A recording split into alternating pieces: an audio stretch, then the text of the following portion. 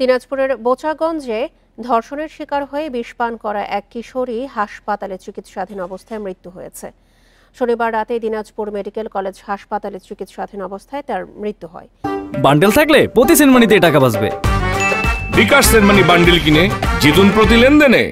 তবে বিষয়টি জানাজানি হয় রোববার। পুলিশ জানিয়েছে ২৭ মে ওই কিশোরীকে ধর্ষণ করে প্রতিবেশী মুসলিম উদ্দিন। ২১ জুন বিষয়টি জানাজানি হলে ভুক্তভোগী কিশোরী বিষপানে আত্মহত্যার চেষ্টা করে।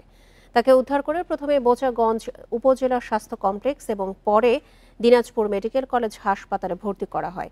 ১৫ দিন চিকিৎসাধীন থাকার পর শনিবার রাতে তার মৃত্যু হয়। মৃত্যুর খবর ছড়িয়ে পড়লে রোববার দুপুরে উত্তেজিত জনতা অভিযুক্ত দাদা মুসলিম উদ্দিনের বাড়ি ভাঙচুর করে। এর আগে ৩০ জুন ধর্ষণের ঘটনায় বোচাগঞ্জ থানায় মামলা দায়ের করেন ভুক্তভোগীর বাবা। পরে পুলিশ মুসলিমকে গ্রেপ্তার করে আদালতের মাধ্যমে কারাগারে পাঠায়।